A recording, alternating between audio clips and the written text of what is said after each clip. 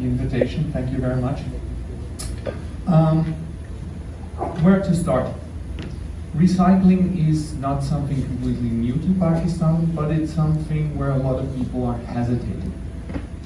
And a lot of questions I get from people, why is the plastic industry having such a bad image? And it's pretty simple. People started seeing images like this. If this would be glass, it would have been the glass industry. If it would have been cardboard, it would have been the cardboard industry. But now it's plastic.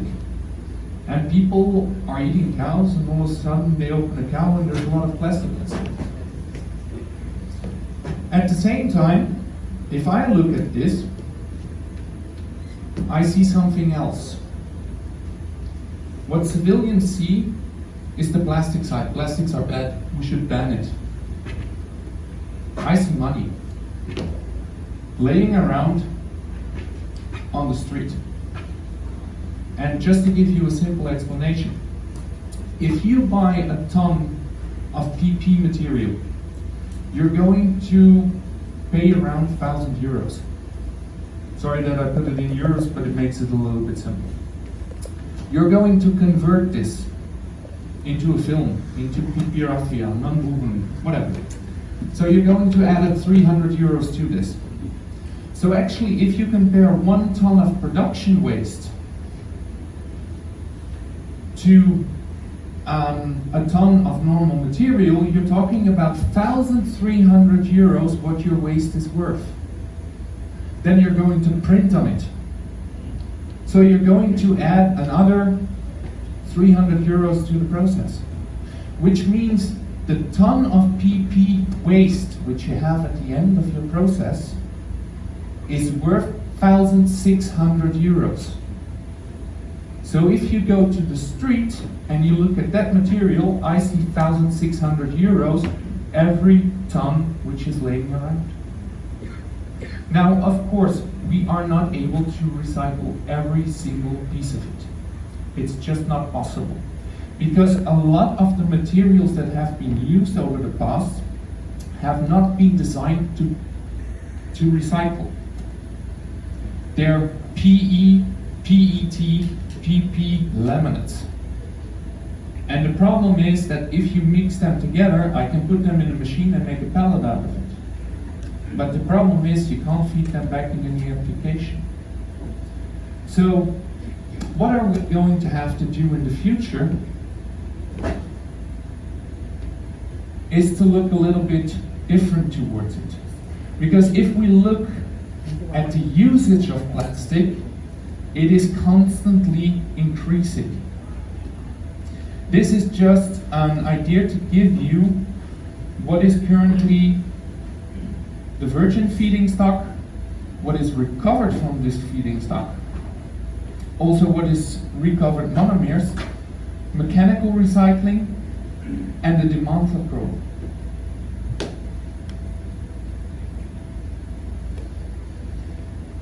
Now, why am I talking here? I'm part of the Erema Group. I'm actually originally from the company PureLoop. We specialize on in-house recycling. I'm going to explain you a little bit about it afterwards. We do, for example, deodoring of highly printed materials in one step. What are the important things? Another life for plastic because we care. Everybody knows Erema. Erema is very well known for their post-consumer recycling. They use a so-called densifying system, which actually looks like a big drum or a cutting compactor. They have a couple of different names, and actually turns at high speed to start introducing friction to the material. For example, if you have highly printed materials, that it will introduce a lot of heat to start evaporating some of those gases which are made. On post-consumer, because the material is washed before, you start to evaporate water. So the technology is ideal. A lot of people ask me at that point, yeah, well, 1 second. Does it make sense to invest in post-consumer recycling? I would say yes.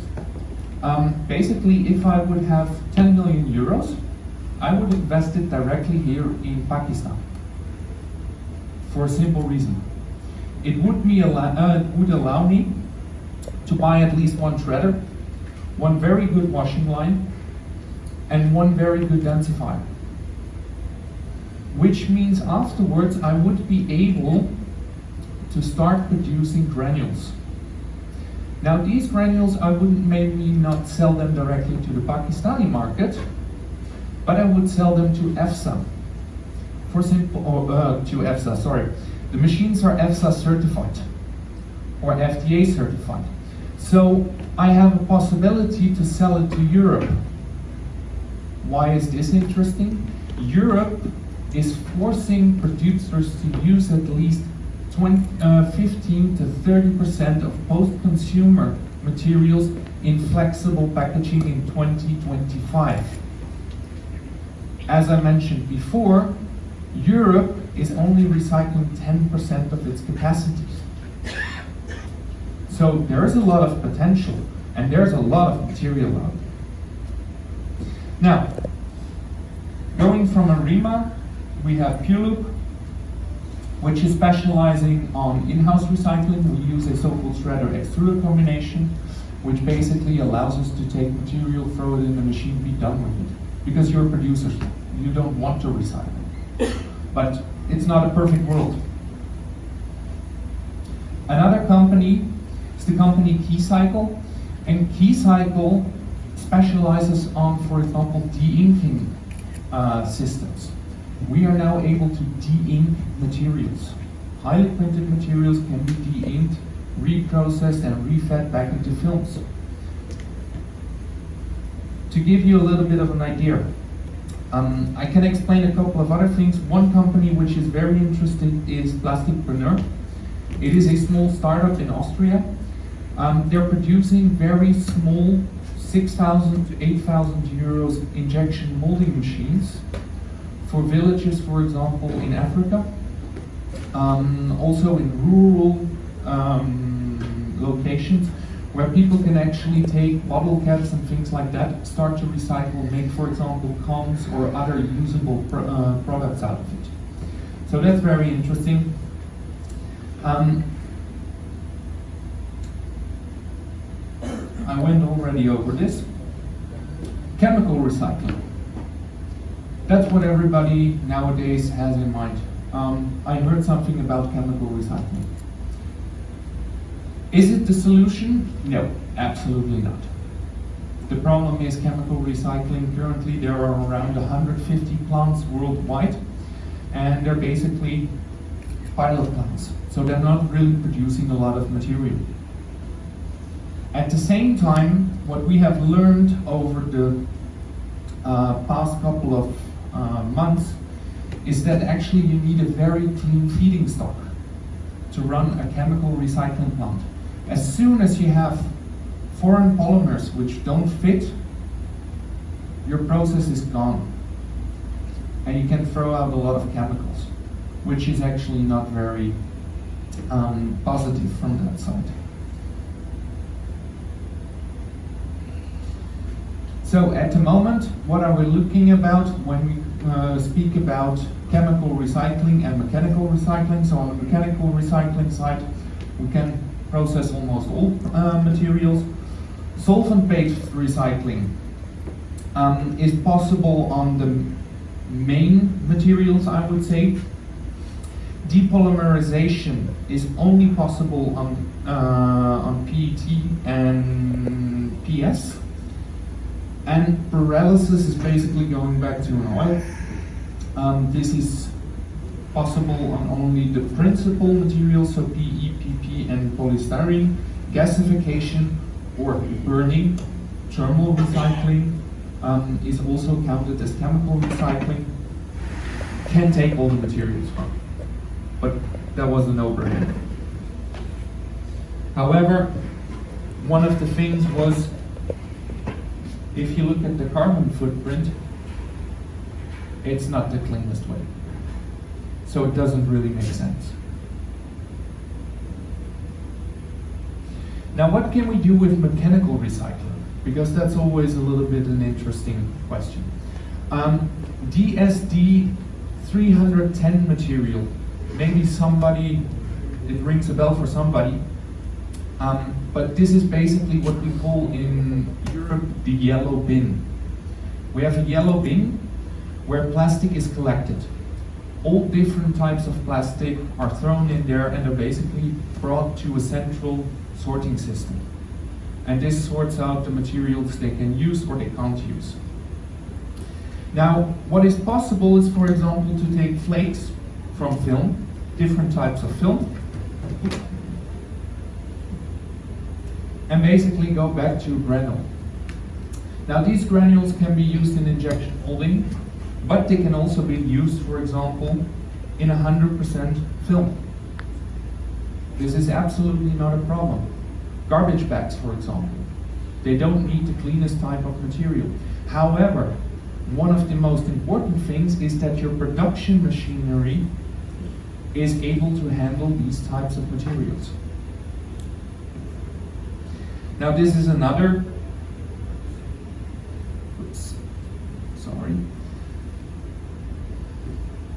just an idea of other materials: agricultural films, household films, supermarket films, high contamination, odors, smell, printing.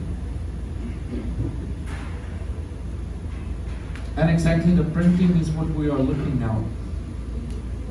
Because we are currently also looking into de-inking of materials, and there where it becomes very interesting for you as a converter.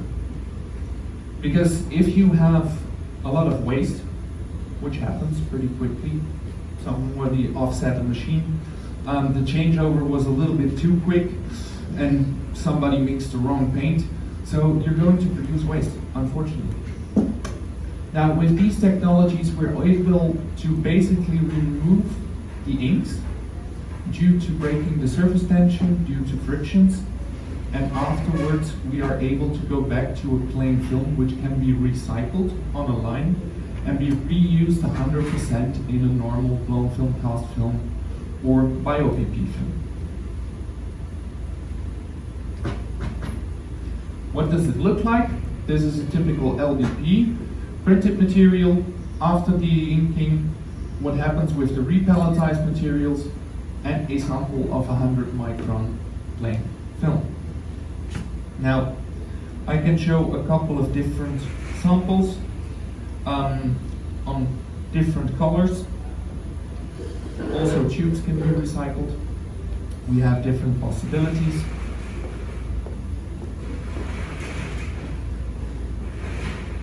So this is one of the most interesting ones. Highly printed, 100% coverage, basically going back to a plain film.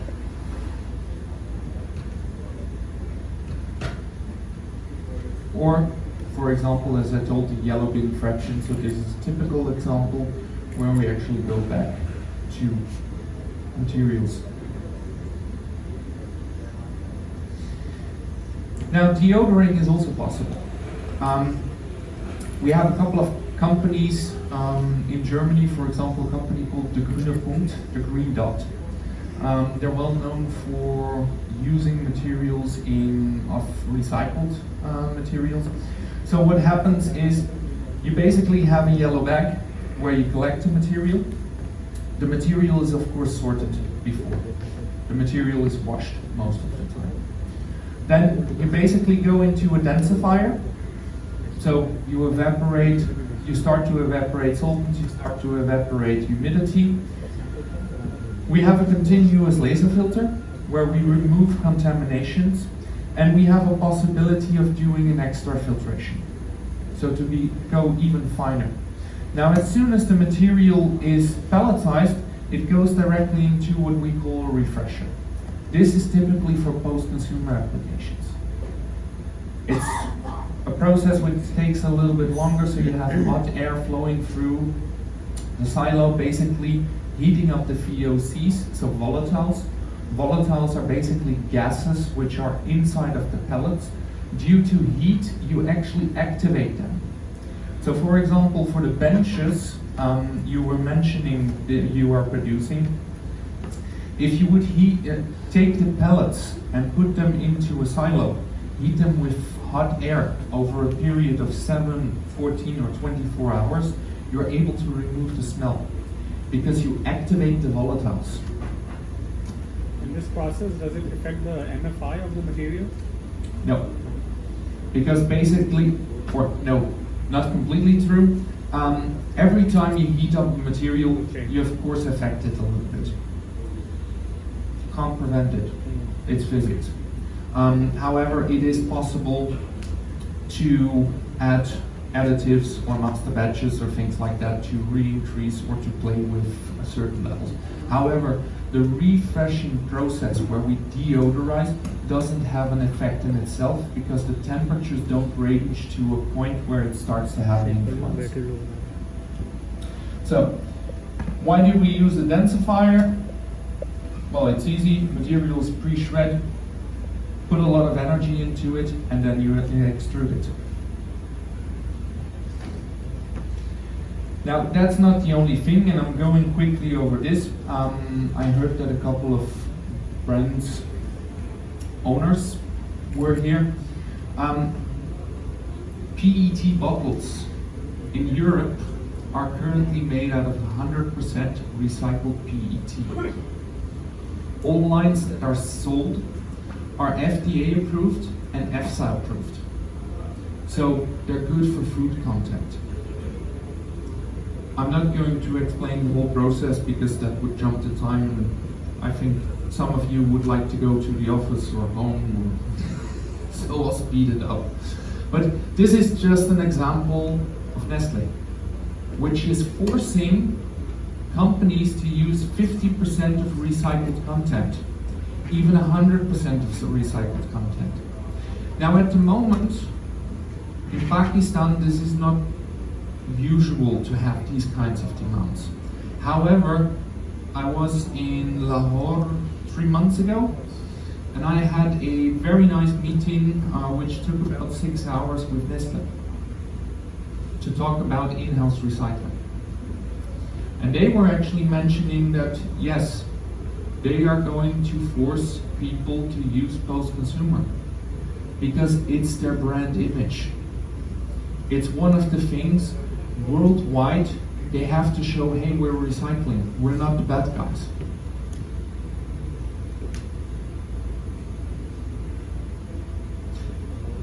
So that was for me a little bit the transition towards the in-house recycling. On in-house, we're more focusing on PureLoop. I won't take too much of your time. From PureLoop, we're a small sister company. We build shredder extruder combinations specially for producers. Because you don't want to recycle. You don't want to spend energy, you don't want to spend personnel, you don't actually want to spend maintenance. But actually, this ton of material, this ton of production waste sitting there is worth 1,600 euros. So what if you can feed that back for a price of ranging between 80 and, let's say, 120 euros into your production, instead of selling it to someone for a cheap price, where you're actually losing money. Or, for example, giving it away, throwing it away. Reuse it in your production, it's possible. Now, we have done a lot of studies, for example, on plain film. We have learned that a lot of our clients like to store their materials outside, and the material gets wet. Especially on in-house materials, this is a problem, because the humidity will actually create more gels. Why does it do that? Because the molecules basically interconnect and start to create gels. So we tested this with a normal machine, then dosed in 1% of water and dosed in 3% of water. Now, why is 3% of water lower than the 1% of water? Our line doesn't really like humidity. It goes up to around 4.5% and then basically stops.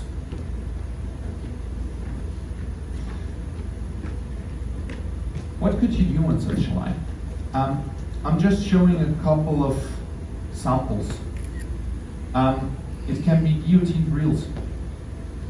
It can be briquettes. It can be simple film. It can be rolls. It can be fibers.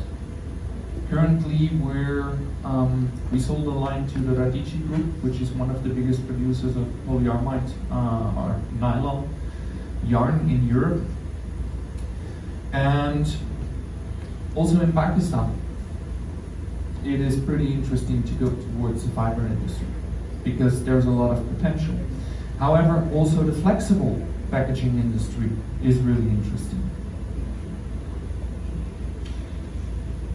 Why flexible packaging?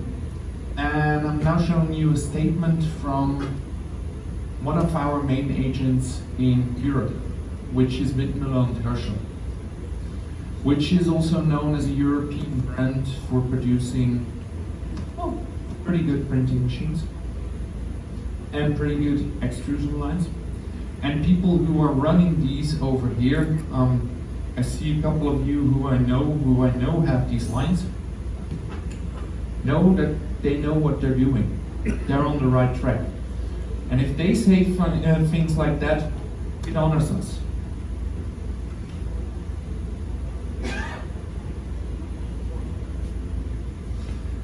Now the other point which was interesting,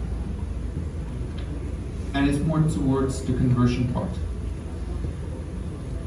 If you have a fully printed film which went wrong, and you don't have one, you have a couple of them.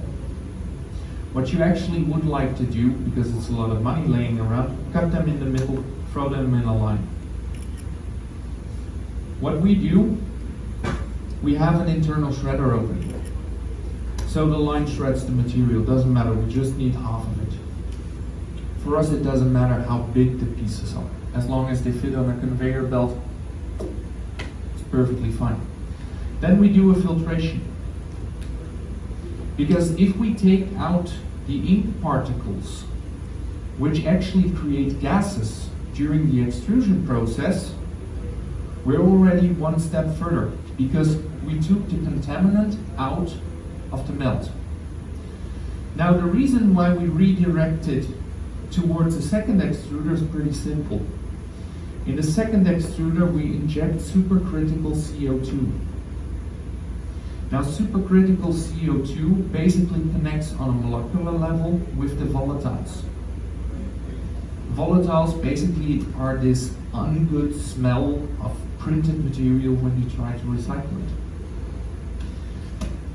Then we do a degassing, so we pull out the gases and we pelletize the material.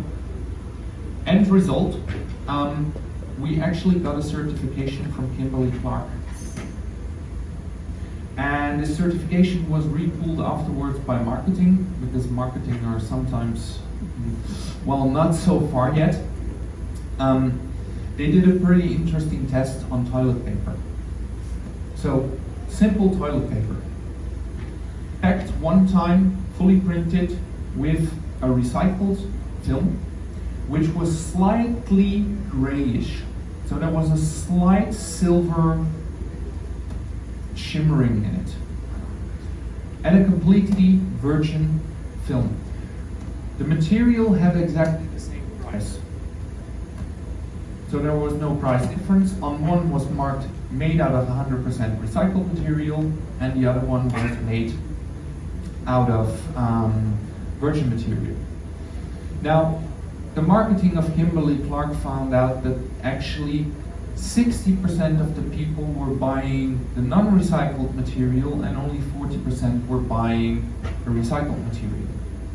And when they started to ask, the 10% was actually basically because they were dropping by and just pulling the first one they saw.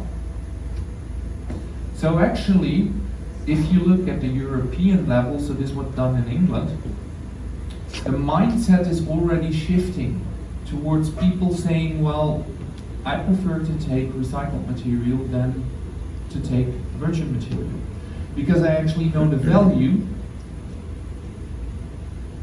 But to know the value, you need education. So one initiative which was mentioned today was the initiative to have, for example, these markers with 1, 2, 3, 4, 5, where basically you say it's a PE, it's a PP. This only works if it's a pure 100% PP based or PE based. It can be, for example, a PE, EVOH, PE material. Then it would still be a PE.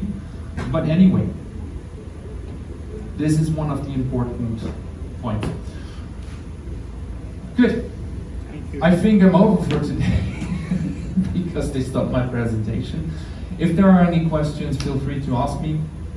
And otherwise, on Tuesday next week, I would also have time to do a separate session purely on recycling if you would be interested in more information on that side. So, yes, otherwise, have a pretty nice evening. Thank you very much for coming and see you soon.